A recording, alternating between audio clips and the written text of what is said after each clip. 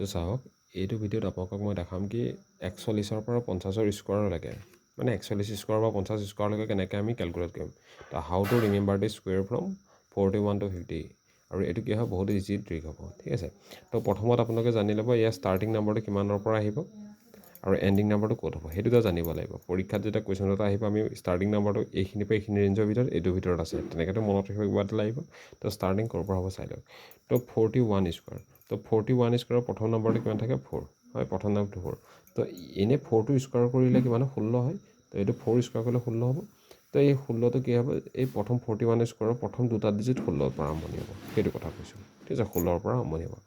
next ending কিমান হয় 50 square তো 50 স্কোৱাৰ 50ৰ প্ৰথম নম্বৰটো কিমান হয় 5 হয় তো ইয়াত এই 5ৰ স্কোৱাৰ কৰিলে 25 মানে কি আছে পিছৰ কি ডিজিট আহিব এইটো আহিব কিন্তু প্ৰথম ডিজিট যি আহিব এইটো 25 আহিব সেইটো আমি গম পাই দিলোঁ নেক্সট আমি ইয়াৰ পিছৰ কিমান ডিজিট আহিব সেইটো জানিব লাগিব হ'ব সেইটো কাৰণে কি কৰিব আপুনি চাওক ইয়াত থাকে 41 হয় প্ৰথম নম্বৰটো 41 তো 41ৰ লগত কিমান যোগ কৰিলে 50 পায় 41ত কিমান যোগ কৰিলে 50 পায় আৰু 9 যোগ কৰিলে 50 পাই গ'লহেঁতেন তো এই 9টোৰ কি কৰিলে স্কোৱাৰ কৰি দিয়ক 9 স্কোৱাৰ কৰি দিলে কিমান হ'ব 81 হ'ব তো 9 স্কোৱাৰ কৰি দিলে 81 হ'বতো এই 9টো স্কোৱাৰ কৰি দিলে 81 হৈ গ'ল তো সেই 81টো ইয়াত প্লট কৰি দিয়ক তো 1681 কি হয় 41ৰ স্কোৱাৰ আকৌ এবাৰ চাই লওক যেনিবা মই কৰিলোঁ 46ৰ স্কোৱাৰ তাৰ আমি যেনেকৈ বনাম 46ৰ স্কোৱাৰটো চাওক এগেইন চাওক 46 স্কোৱাৰ এইটো মই ষ্টাৰ্টিং নাম্বাৰটোহে কৈছোঁ দেই 46 স্কোৱাৰ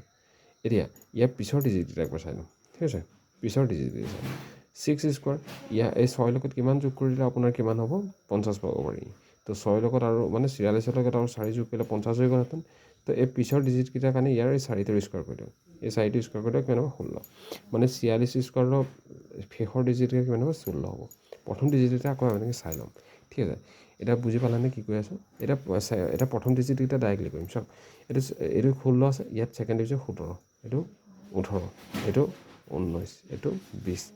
এইটো 21 এইটো 22 এইটো 23 এইটো 24 এইটো 25ত শেষ বুজিছে উল্টাকৈ চালে চাওক সেইটো কাৰণে মই 25টো এণ্ডিঙত কৈছোঁ 25ৰ পৰা এইখিনিলৈকে চাই ল'ব এবাৰ মাজত 20ত শেষ হ'ব তাৰপৰা এইখিনি আকৌ 16ত আৰম্ভণি হ'ব 20ত শেষ হ'ব সেইটো এনেকৈ মনত 16ত আৰম্ভণি হ'ব 20ত শেষ হ'ব আৰু বাকী ইয়াত 25ত শেষ হ'ব এণ্ডিংটো ঠিক আছে তো এই 45টো মিডত আপোনালোকে ৰাখি থৈ দিব 45টো মিডত ৰাখি থৈ দিব এতিয়া কি আছে 42 তো 42ত চাই আৰু মানে 50 পাবলৈ কাৰণে 42ত কিমান যোগ কৰিলোঁ আৰু 8 যোগ কৰিলোঁ 8ৰ স্কোৱাৰ কৰিলোঁ 8ৰ স্কোৱাৰ কৰিলোঁ 8 হৈ গ'ল 43 43ত আৰু 7 যোগ কৰিলে কিমান 50 7ৰ স্কোৱাৰ কৰিলে 7 খাই দিব 49 হৈ গ'ল 44ৰ লগত আৰু 6 যোগ কৰিলে কিমান হ'ল 50 6 কৰিলে 6 6 34 হৈ গ'ল 45 45ৰ লগত 5 যোগ কৰিলে 50 হ'ব সেইটো কাৰণে 5 5 25 এইটো অলৰেডি কৰিলোঁ তাৰপিছত এইটো কিনে 47 47ৰ আৰু 3 যোগ কৰিলে এইটো হ'লে তো 3 স্কোৱাৰ কৰিলে কিমান হ'ব 09 এই লাষ্টতে যিটো হ'লে দুটা ডিজিট হ'ব লাগিব এইটো 09 পাব লাগিব এইটো কৰিলে কিমান হ'ব 48ৰ লগত 2 যোগ কৰিলে আপোনাৰ 50 হ'লে 04 2 স্কোৱাৰ কৰিলে 04 39ৰ লগত 1 যোগ কৰিলে 50 হ'ব 1ৰ স্কোৱাৰ কৰিলে 1 হ'ব আৰু আগফালে এটা 0 খালি এইটো সদায় দুটা ডিজিট পাব আৰু 50ৰ লগত আৰু একো যোগ কৰি মানে 0 যোগ কৰিলে 50 হ'লে তো 0 স্কোৱাৰ তো দুটা 0 হৈ গ'ল তো এইটোৱে ইয়াৰ ট্ৰিক আছিলে